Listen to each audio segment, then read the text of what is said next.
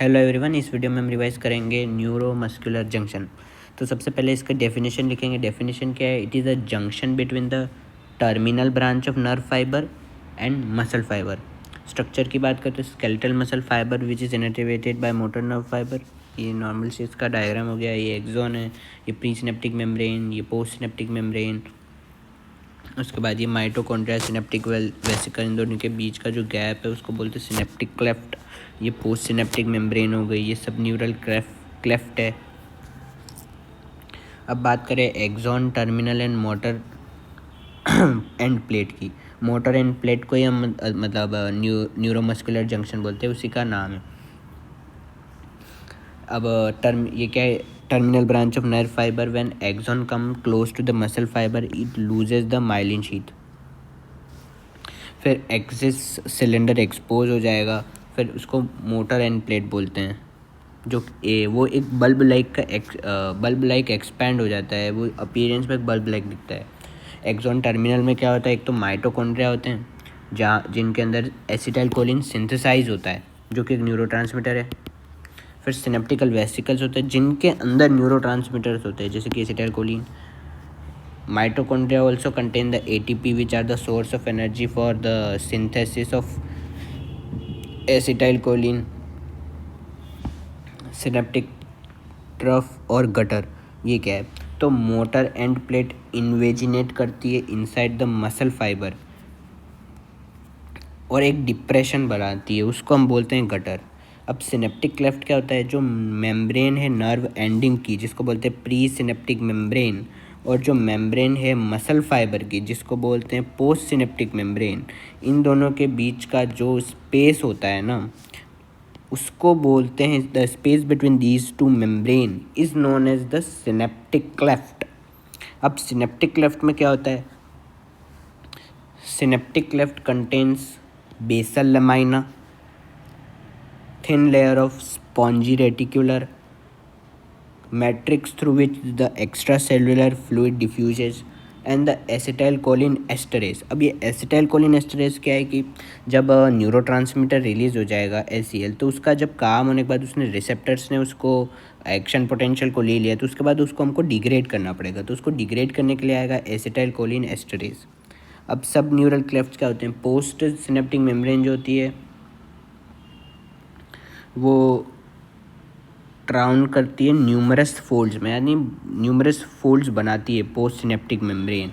और जो post synaptic membrane होती है वो ऑल्सो कंटेन करती है रिसेप्टर, जिनको हम बोलते जिनको हम बोलते हैं NAR, निकोटिनिक एसिटाइलकोलिन रिसेप्टर्स। अब ये निकोटिनिक एसिटाइलकोलिन रिसेप्टर्स होते हैं, ये एसिटाइलकोलिन वाले रिसेप्टर्स होते हैं, पोस्ट सिनेप्टिक मेम्ब्रेन में प्रेजेंट होते हैं। और ये न्यूरिलेमा, माइलिन शीथ।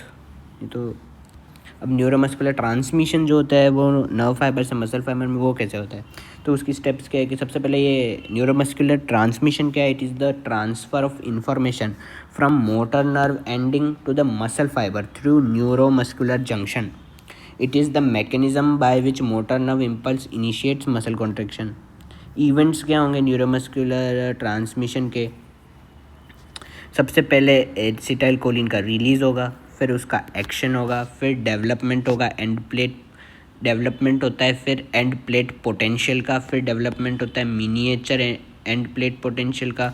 उसके बाद डिस्ट्रक्शन होता है एसिटाइलकोलिन का। कौन करता है? Acetylcholine esterase. कहाँ पे प्रेजेंट होता है? सिनेप्टिक क्लेफ्ट के अंदर। रिलीज ऑफ ACH के अंदर क्या आएगा? Calcium ions cause bursting of vesicles by forcing synaptical vesicles move and fuse with pre synaptic membrane. यहाँ पे सिनेप्टिकल वेसिकल्स प्रेजेंट होते हैं, तो वो सिनेप्टिकल वेसिकल्स जो होते हैं वो मूव करते हैं प्री सिनेप्टिक मेम्ब्रेन की तरफ और उनके साथ फ्यूज़ हो जाते हैं। वो मूव क्यों करते हैं? क्योंकि जो कैल्शियम आयंस होते हैं ना, वो वेसिकल्स की बर्स्टिंग कर देते हैं। फिर एक्सोसाइटोसिस के थ्रू जो एसिटाइलकोलिन होता है वो डिफ्यूज़ कर जाता है सिनेप्टिक क्लेफ्ट के अंदर। मोटर नर्व फाइबर में क्या हो रहा था? ओपनिंग एक्शन पोटेंशियल आता था, फिर ओपनिंग होती है वोल्टेज गेटेड कैल्शियम चैनल की, कैल्शियम आयंस की एंट्री होती है ECF से, ओपनिंग हो जाती है वेसिकल्स की, और फिर वो फ्यूज़ कर जाती है प्री सिनेप्टिक मेम्ब्रेन के साथ और रिलीज़ हो जाता है एसिटाइलकोलिन का। सिनेप्टिक क्लेफ्ट के अंदर पेसेज होता है एसिटाइलकोलिन का, उसका काम होने के बाद आता है एसिटाइलकोलिन एस्टरेज, ये डिग्रेड कर देता है एसिटाइलकोलिन को। पोस्ट सिनेप्टिक मेम्ब्रेन के अंदर क्या होता है कि जो ACH होता है उसकी बाइंडिंग हो जाती है रिसेप्टर के साथ और फॉर्मेशन हो जाता है एसिटाइलकोलिन रिसेप्टर कॉम्प्लेक्स। यहाँ पे जो रिसेप्टर प्रेजेंट होता है उसका नाम क्या होता है, NAR, निकोटिनिक एसिटाइलकोलिन रिसेप्टर। फिर क्या होता है, जो पोस्ट सिनेप्टिक मेम्ब्रेन होगी वहाँ पर ओपनिंग हो जाती है लिगेंड गेटेड सोडियम चैनल्स का, लिगेंड गेटेड सोडियम चैनल्स का, और वहाँ पे जो होता है एंड प्लेट पोटेंशियल जनरेट हो जाता है, जिसको बोलेंगे एक तो ग्रेड, और हम जिसको बोलते हैं ग्रेडेड पोटेंशियल जनरेट हो जाता है। एंट्री हो जाती है सोडियम आयंस की ECF के अंदर, और वहाँ पे ये हो गया लिगेंड गेटेड सोडियम चैनल्स की एंट्री हो गई, सोडियम चैनल्स आ गए ECF से ICF के अंदर। तो वहाँ पे डेवलपमेंट होता है एंड प्लेट पोटेंशियल का ऑब्लिक जिसको हम ग्रेडेड पोटेंशियल भी बोलते हैं। अब मसल फाइबर के अंदर क्या होगा, एक्शन पोटेंशियल का जनरेशन हो गया, तो उसके बाद एक्साइटेशन होगा, एक्साइटेशन कॉन्ट्रैक्शन कपलिंग होगी, और उसके बाद मस्क्यूलर कॉन्ट्रैक्शन हो जाएगा। अब एक्शन ऑफ एसिटाइलकोलिन की बात करें तो क्या होगा, आफ्टर एंटर होने के बाद क्या होगा, एसिटाइलकोलिन मॉलिक्यूल्स बाइंड करते निकोटिनिक रिसेप्टर के साथ, प्रेजेंट होते हैं पोस्ट सिनेप्टिक मेम्ब्रेन के अंदर, इंक्रीज करते परमिएबिलिटी पोस्ट सिनेप्टिक मेम्ब्रेन की सोडियम के लिए by opening ligand gated sodium channel. Development हो गया एंड प्लेट पोटेंशियल का, जिसको हम ग्रेडेड पोटेंशियल भी बोलते हैं, जो क्या है नॉन प्रोपगेटिव। जो एंड प्लेट पोटेंशियल होता है वो नॉन प्रोपगेटिव होता है, ये डेवलपमेंट कराता है एक्शन पोटेंशियल का मसल फाइबर के अंदर, और ये स्लो होता है। अब डेवलपमेंट बात करें मिनिएचर एंड प्लेट पोटेंशियल, तो ये मिनिएचर एंड प्लेट पोटेंशियल क्या होता है, एक वीक एंड प्लेट पोटेंशियल है न्यूरोमस्कुलर जंक्शन के अंदर, जो कि डेवलप होता है by the release of acetylcholine from axon terminal. इसका एम्पलीट्यूड जो होता है वो जस्ट 0.5 मिलीवोल्ट होता है। जो मिनिएचर एंड प्लेट पोटेंशियल होता है ये एक्शन पोटेंशियल मसल के अंदर प्रोड्यूस नहीं करा सकता। जब ACH रिलीज़ होता है कंटिन्यूसली, तब क्या होता है, जो मिनिएचर एंड प्लेट पोटेंशियल होता है ये ऐड होता है टुगेदर और फाइनली प्रोड्यूस कर देता है एंड प्लेट पोटेंशियल को, जो कि रिजल्ट करता है एक्शन पोटेंशियल के अंदर। एक बार ये वापस रिवाइज करा देता हूँ डेवलपमेंट। सबसे पहले क्या होगा, एक मिनिएचर एंड प्लेट पोटेंशियल क्या है, ये एक वीक एंड प्लेट पोटेंशियल है न्यूरोमस्कुलर जंक्शन में, जो कि किससे डेवलप होता है, एसिटाइलकोलिन के रिलीज से फ्रॉम एक्सॉन टर्मिनल।